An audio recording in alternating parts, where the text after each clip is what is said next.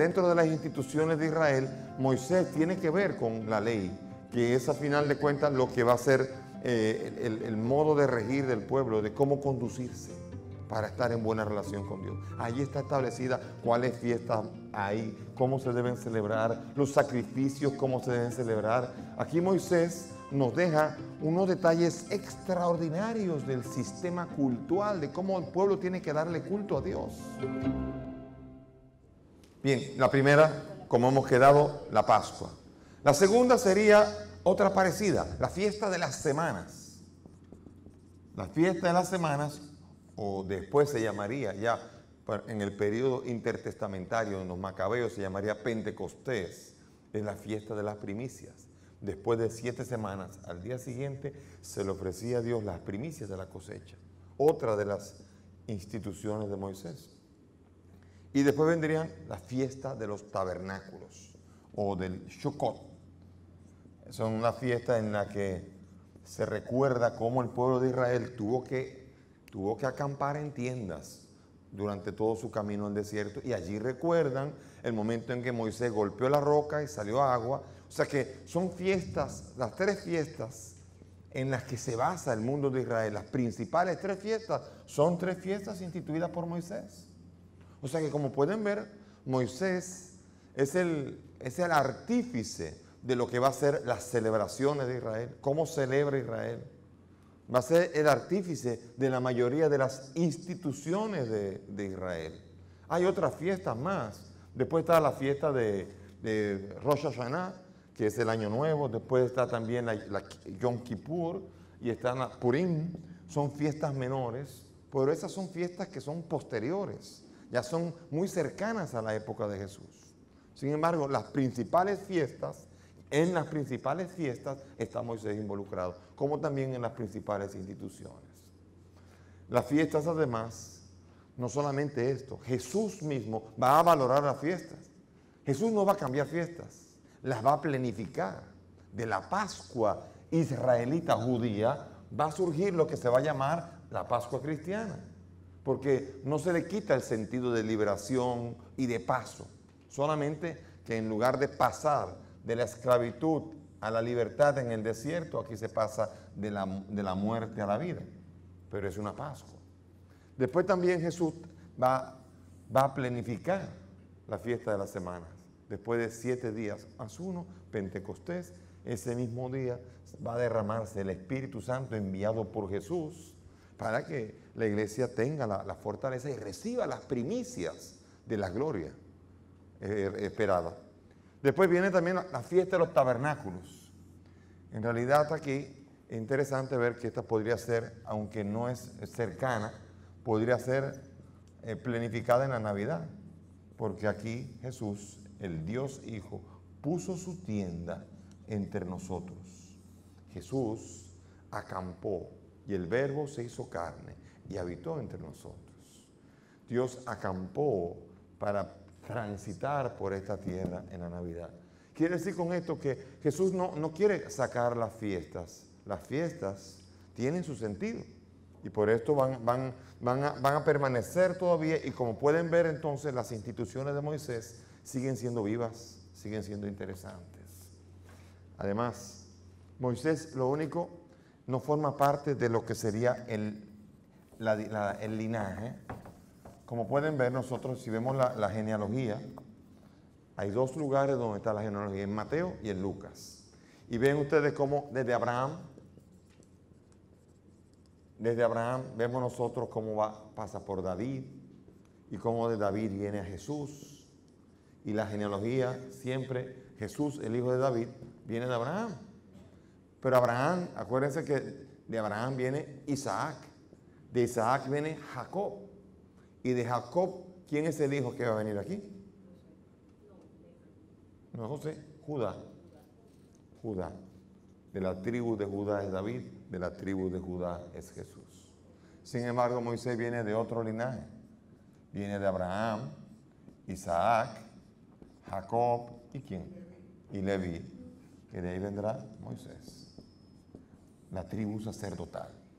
Es otro tipo de linaje dentro del pueblo de Israel, pero viene de otra realidad. Y por eso vemos nosotros que en el Evangelio Moisés no es tan valorado, porque el Evangelio trata de presentar la novedad del Evangelio. Y la novedad del Evangelio es que finalmente en Cristo, ¿qué es lo que va a ocurrir? Hay una promesa que se cumple. ¿Las promesas a quién? Abraham. Las promesas de Abraham se cumplen en Jesús. Por lo tanto, cuando usted ve la genealogía y usted busque Abraham engendró a Isaac, Isaac engendró a... Busque eso en Lucas y en Mateo y ahí usted no va a ver a Moisés. Moisés no aparece. De hecho, Moisés no discute, Jesús no habla acerca de Moisés, sino de la ley. ¿Qué le dijo Moisés? Es la ley la que está discutiendo. Aunque Moisés va a aparecer en la vida de Jesús en un lugar muy particular. ¿En qué lugar? En la transfiguración, Monte Tabor. Como pueden ver, a pesar de las diferencias, hay unas extraordinarias similitudes entre Jesús y Moisés, más de las que ustedes se podrían imaginar. Comencemos a ver similitudes. Comencemos primero con decir que hay una profecía esencial en Deuteronomio 18. Abran Deuteronomio 18, capítulo 18, versículo 18, y allí van a ver una promesa interesante que Dios le hace a Moisés. Le dice así: yo les suscitaré de en medio de sus hermanos un profeta semejante a ti. Le está hablando a Moisés. Pondré mis palabras en su boca y él les dirá todo lo que yo le mande. Y si alguno no escucha mis palabras, las que ese profeta pronuncie en mi nombre, yo mismo le pediré cuenta de ello. Él anunció que iba a venir un profeta parecido a Moisés. Y de hecho, en la predicación, el apóstol Pedro, cuando predicó para Pentecostés, él le aplicó esa cita a Jesús.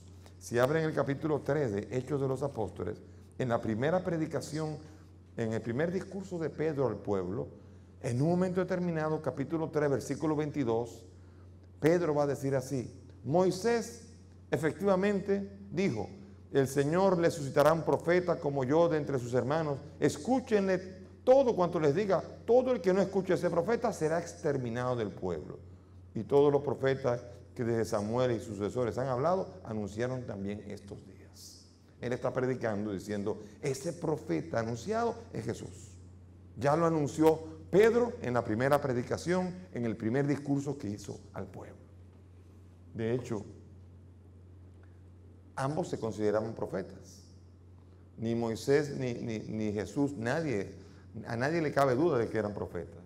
¿Por qué? Porque un profeta es la profecía, pero no solamente esto. Acuérdense que Jesús mismo cuando no lo reciben, ¿qué dice? Él dice, ningún profeta es bien recibido en su tierra. Él mismo se llama profeta. Y de hecho, cuando está hablando con la samaritana en el capítulo 4, versículo 19, está hablando la samaritana en una que le dice, bien has dicho, porque el marido que tiene no es tu marido, ya has tenido 5 maridos. Y le dice la samaritana, veo que eres profeta. O sea que en general entendieron a Jesús como un profeta y entendían a Jesús como el profeta que tenía que venir. Ese profeta que de casualidad creyeron que podía ser Juan Bautista. Cuando a Juan Bautista le fueron a preguntar, ¿quién eres tú?